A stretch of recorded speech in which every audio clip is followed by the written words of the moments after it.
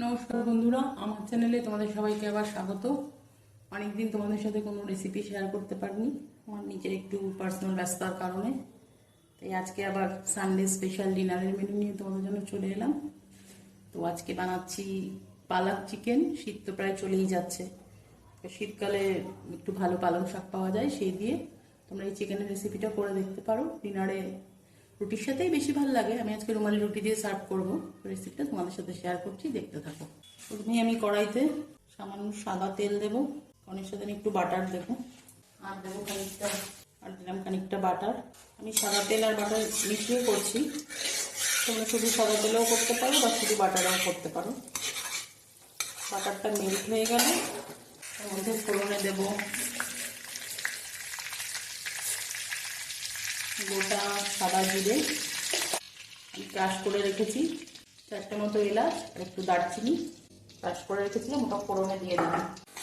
দিয়ে ফোড়নটা থেকে একটু গন্ধ বার হলে 30-40 সেকেন্ড মতো একটু নাড়াচাড়া করে নিয়ে আমি 3টে মতো পেঁয়াজ কুচি করে রেখেছিলাম সেটা দিয়ে দিচ্ছি। 5-6 কোয়া রসুন আর সামান্য একটু আদা গ্রেট করে রেখেছিলাম, ভালো করে ভেজে নিতে হবে। এই রেসিপিটা বেশিরভাগ রুটি পরোটার সাথেই ভালো লাগে, আর শীতকালেই পালং শাকটা ভালো পাওয়া যায় বলে এটা শীতকালেই বেশি ভালো লাগে। আর শীতকালে একদিনে আমার করা হয়নি। পেঁয়াজ রসুনটা ভাজা ভাজা হতে থাক, তখন আমি তোমাদের চিকেনটা দেখিয়ে দিই। এই দেখো, চিকেনটা আমি আগেই ম্যারিনেট করে রেখেছি, এটা তোমাদের বলে দিচ্ছি কী কী দিয়ে ম্যারিনেট করে রেখেছি। চিকেনটার মধ্যে দিয়েছি টক দই, জল জমানো টক দই, আদা রসুন বাটা, নুন 1 চামচ নুন, হলুদ, লঙ্কার গুঁড়ো, জিরের গুঁড়ো, ধনের গুঁড়ো, গরম মশলার গুঁড়ো আর সামান্য সাদা তেল দিয়ে চিকেনটা 2-3 ঘন্টা আগেই ম্যারিনেট করে রেখেছিলাম ভালো হয়। এবার এই পেঁয়াজ আদা রসুনটা একটু ভাজা ভাজা হয়নি, এবার চিকেনটা দিয়ে ভাজা ভাজা করে নেব। পেঁয়াজ আদা রসুনটা মোটামুটি ভাজা হয়ে গেছে। এই রেসিপির জন্য পেঁয়াজ আদা রসুনটা খুব কড়া করে ভাজার দরকার নেই, মোটামুটি কাঁচা গন্ধটা চলে গেলেই এটা করা যাবে। এরপর আমি চিকেনটা, ম্যারিনেট করা চিকেনটা এর মধ্যে দিয়ে একটু নাড়াচাড়া করবো।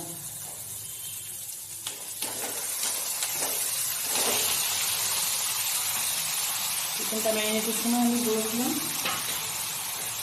চিকেনটা দিয়ে একটু 2-3 মিনিট ভাজা ভাজা করতে হবে, তারপর ঢাকা দিয়ে দেবো।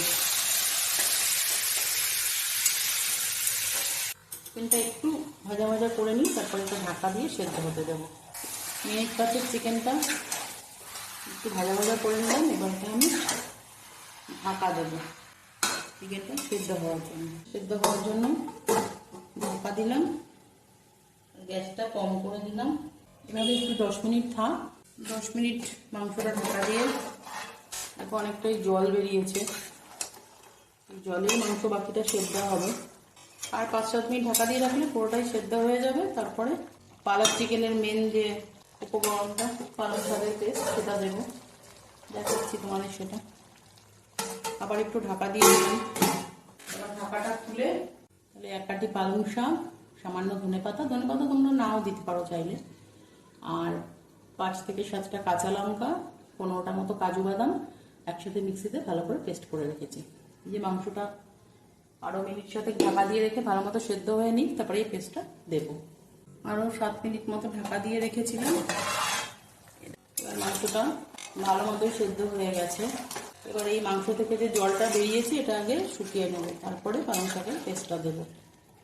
একটু হাই ফ্লেম করে দিয়ে এই যে জলটা বেরিয়েছে এটা শুকিয়ে নিচ্ছি। হাই ফ্লেম করে আঁচটা বাড়িয়ে দিয়ে মোটামুটি আমি জলটা শুকিয়ে নিয়েছি। এটাই এটার মেন উপকরণ রান্নাটার, আর কোনো জল কিছুই আমি দেবো না। এটা ফুটবে, গ্রেভিটা যেহেতু কাজু আছে বেশি ঘন করতে হবে না, খানিকটা তোমরা যে যেরকম গ্রেভি রাখবে। তারপর একটু ফুটুক। একটু টেস্ট করে দেখলাম, আমি মাংসটা ম্যারিনেট করার সময় 1 চামচ নুন দিয়েছিলাম, যতটা মাংস আছে আমার 1 চামচ নুন লাগবে। নুনটা যে তোমাদের স্বাদ অনুযায়ী দেবে, যেহেতু রুটি দিয়ে খাওয়া হয় তো এটা একটু নুনটা কম দিলেই ভালো হয়। আমি আজকে রুমালি রুটি দিয়েই সার্ভ করবো।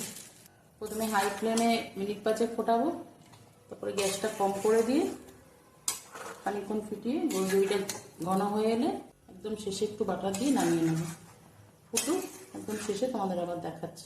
এই দেখো ওই পালং শাকের পেস্টটা দেওয়ার পর মিডিয়াম আঁচ করে 10 মিনিট ফুটিয়ে নিয়েছি। আমি এটুকু গ্রেভি রাখলাম, তোমরা যদি আরেকটু ঘন করতে চাও তারা একটু বেশিক্ষণ ফোটাতে পারো, কারণ রুটি দিয়ে গ্রেভিটা খেতে ভালোই লাগে।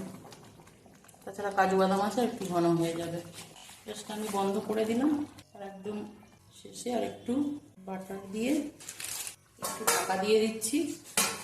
এরকম যে বাটারটা দিয়েছিলাম শেষে, বাটারটা মেল্ট হয়ে গেছে। এই যে শেষে একদম বাটারটা দিয়েছিলাম, এটা মেল্ট হয়ে গেছে।